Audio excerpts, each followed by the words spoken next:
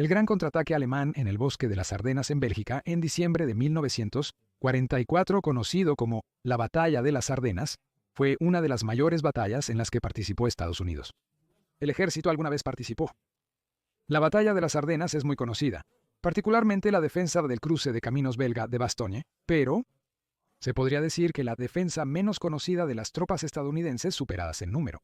Segunda y 99ª divisiones de infantería en un lugar llamado Elsenborg Ridge fue más importante.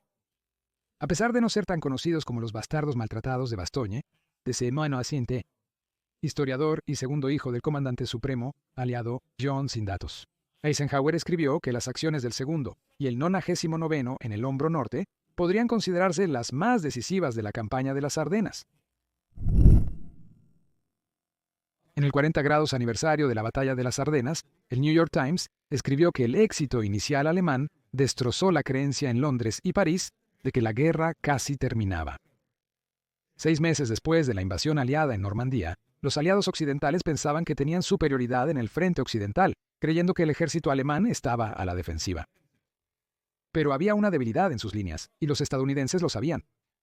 Los alemanes se movieron rápidamente a través del bosque de las Ardenas en 1940, a pesar de que este solo estaba siendo defendido ligeramente, considerando su uso histórico como ruta. La 9ª División de Infantería de los Estados Unidos era una división de reserva que no se desplegó en el extranjero hasta octubre de 1944. Compuesta por los regimientos de infantería 394, 395 y 396 y elementos de apoyo, la división aún no había visto combate en diciembre de 1944. Aunque su apodo era la División de Ajedrez, debido al patrón en la insignia de la división que se derivó del escudo de armas de William Pitt, su inexperiencia en combate se mostró en el nombre que luego les otorgó la prensa estadounidense, los bebés de batalla. La 99ª fue desplegada en el bosque de las Ardenas, considerado por los aliados como un frente secundario donde las divisiones nuevas podrían adaptarse al frente y las maltratadas podrían descansar y recuperarse, según el sitio web Traces of War. Las Ardenas ofrecía descanso, comida y duchas calientes y entretenimiento. En una carta del 15 de diciembre, el soldado Joe Sheckman, un operador de radio de Scranton estacionado cerca de Bastogne, explicó la actitud general. Aquí estamos tan cómodos y seguros como en Inglaterra. No puedo decir cuánto tiempo permaneceremos en este paraíso, pero mientras esté aquí, estoy seguro. Pero la posición era precaria. El 99º estaba disperso, con cada regimiento defendiendo casi 7 millas de línea, una extensión que el teniente coronel McClernand Butler, del 395, describió como 3 a 4 veces mayor a lo recomendado por los manuales del ejército. La división estaba tan dispersa que los 3 regimientos se colocaron en la línea sin reservas. El teniente general Omar Bradley, comandante del 12º Grupo de Ejército Americano, conocía la debilidad. Cuando a principios de diciembre, el mayor general Troy Middleton, comandante de los Estados Unidos, Octavo Cuerpo, expresó su preocupación por la delgadez de la defensa en el área, a lo que Bradley respondió, «No te preocupes, Troy, no pasarán por aquí».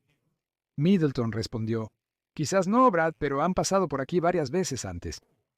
The Times escribió, cuando este corresponsal le preguntó en su momento sobre la delgadez del despliegue americano, Bradley dijo, «Es un riesgo calculado. Tienes que tomarlos en guerra». Un oficial de su personal añadió, después de todo, estos no son los alemanes de 1940. Pero Hitler tenía sus propios planes. Hitler mismo había planeado la gran contraofensiva en el frente occidental. El Führer reveló sus planes a sus generales en septiembre. The Times escribe que la ofensiva de las Ardenas, como muchos proyectos de Hitler, tenía objetivos grandiosos.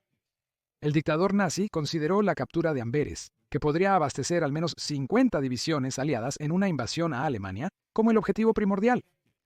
Pero también creía que al conducir entre el 12º Grupo de Ejércitos Americanos al norte de Spa y el 21º Grupo de Ejércitos Británicos en el norte de Bélgica y los Países Bajos, pondría a los británicos en una difícil situación militar. Con sus espaldas contra el mar y sin acceso a un puerto de suministro clave, tendrían que retirarse por el Mar del Norte hacia Gran Bretaña.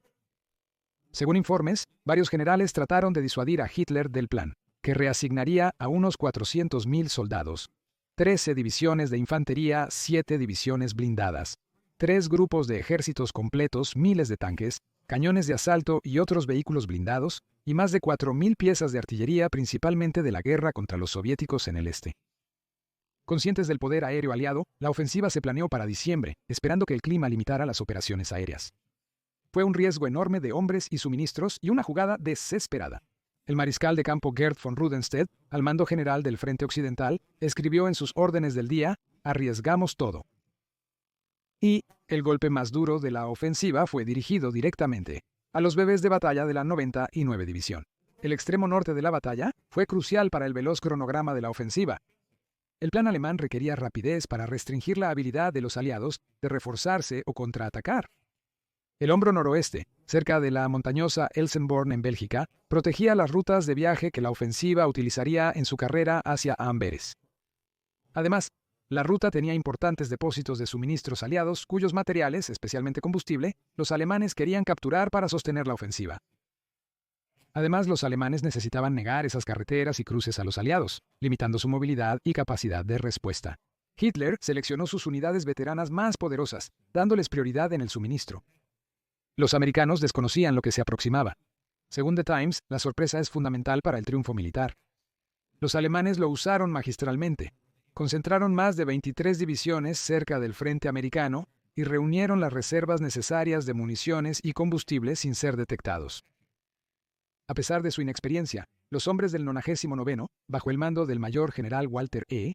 Lauer, tuvieron tiempo para preparar fuertes posiciones defensivas, incluyendo el preregistro de artillería, ya que tenían preparadas coordenadas para que la artillería atacara donde los defensores veían posibles vías de ataque. Importante para la defensa fue una línea de cresta en forma de boomerang que se elevaba a unos 2.000 pies sobre el nivel del mar llamada Elsenborn Ridge. A las 5:30 horas, la artillería alemana estalló en un estruendoso bombardeo a lo largo de un frente de 100 millas, según explica el Museo Nacional de la Segunda Guerra Mundial. En el norte de la línea americana, los pesados proyectiles de artillería estallaron cerca de las posiciones de la inexperta 9ª División de Infantería.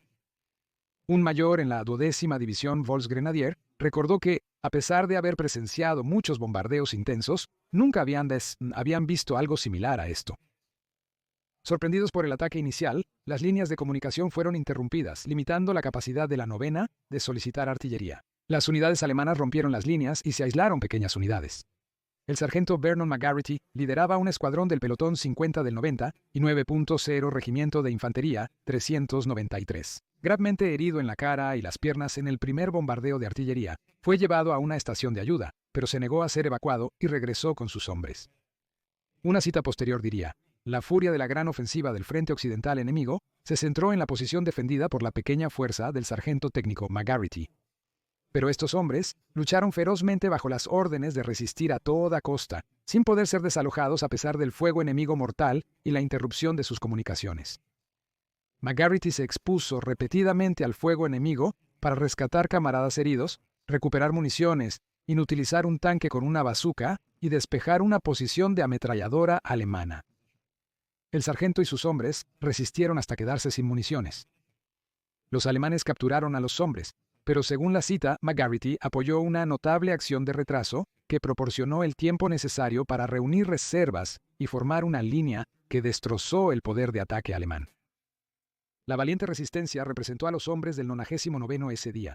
Aunque superados en número por 8-1, aunque obligados a retroceder, la línea se mantuvo. McGarity y sus hombres fueron tomados como prisioneros de guerra y liberados el siguiente abril. Al año siguiente, recibió la Medalla de Honor. Otra resistencia notable sucedió cerca del pueblo belga de Lancerad. Allí, un pelotón de inteligencia y reconocimiento, solo 18 hombres bajo el mando del primer teniente Lyle Holta. Bauk Jr. se había atrincherado. Según el boletín de inteligencia militar, la posición permitía una buena observación de la carretera que iba hacia el norte, a través de Lancerad, hasta las defensas principales del regimiento.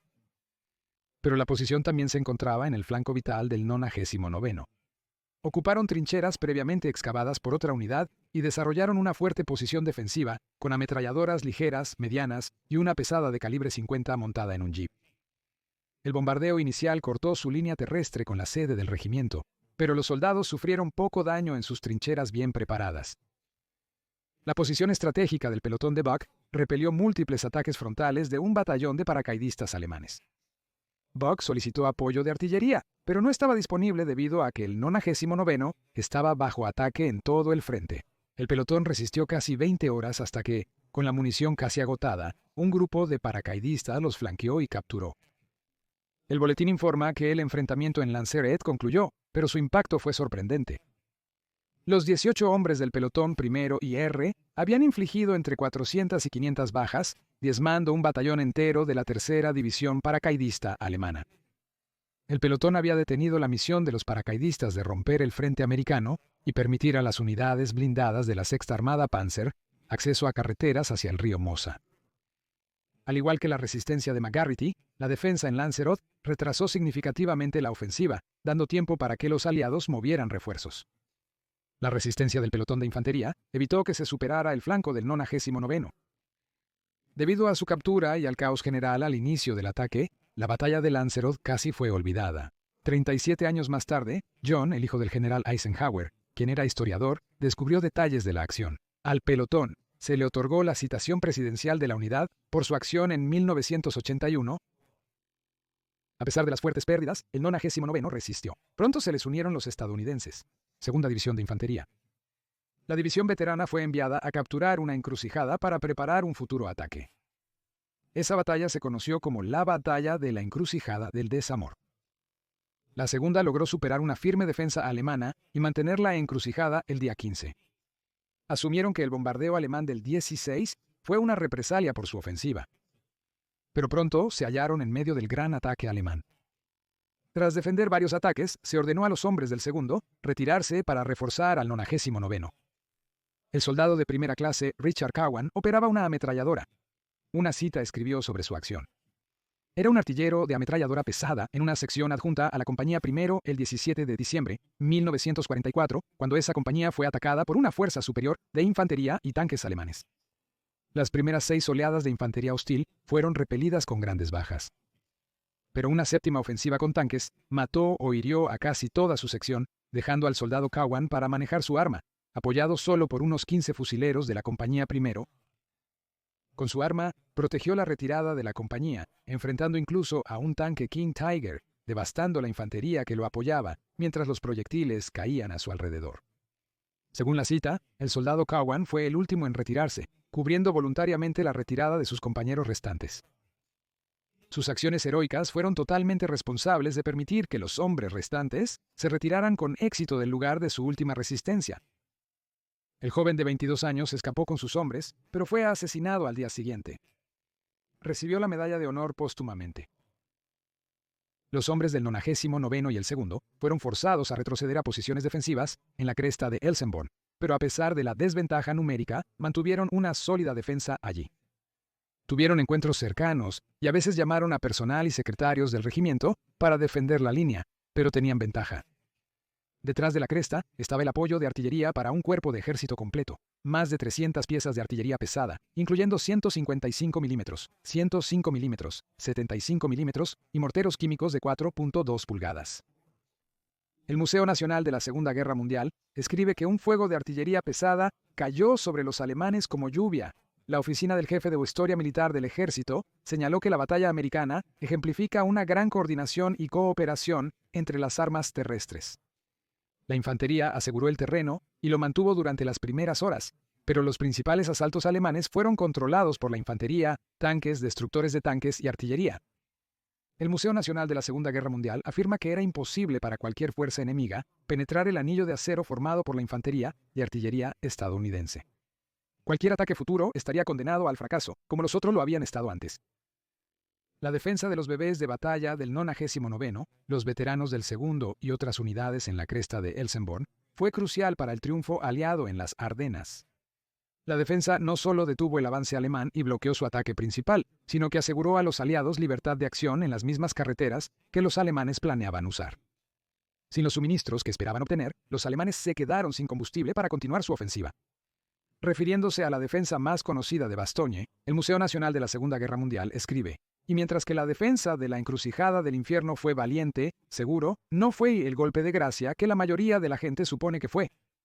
El golpe real a los planes ofensivos alemanes en las Ardenas sucedió a 46 millas al noreste de Bastogne, en un área pequeña de pueblos y un terreno elevado llamado Eslenborn Ridge.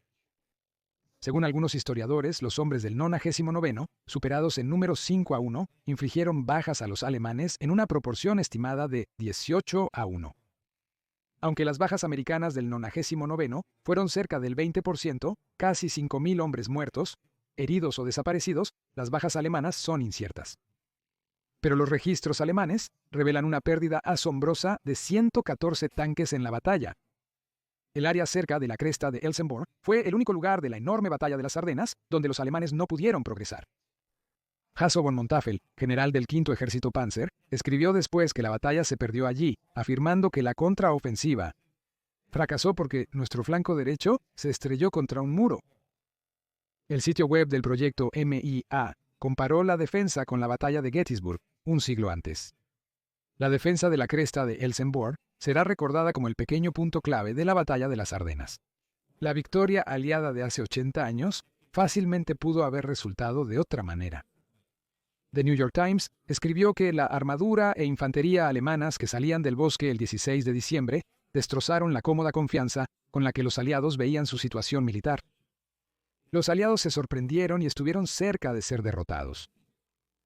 Aunque la defensa de la cresta de Elsenborn fue importante, la batalla al sur, especialmente el asedio de Bastogne, es más conocida.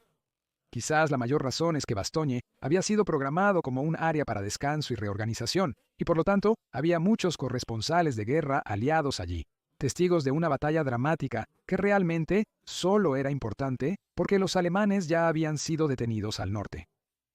Los defensores de la cresta de Elsenborn simplemente tuvieron menos testigos y, sin embargo, su valiente resistencia merece ser recordada. Espero que hayas disfrutado viendo este episodio de El Historiador. Y si te gustó, no dudes en darle me gusta y suscribirte y compartir a El Historiador con tus amigos. Y si también crees que la historia merece ser recordada, entonces puedes apoyar a El Historiador como miembro en YouTube, como seguidor en nuestra comunidad y locales, o como patrocinador en Patreon. También puedes visitar nuestra tienda de mercancía o reservar un mensaje especial de El Historiador en Cameo.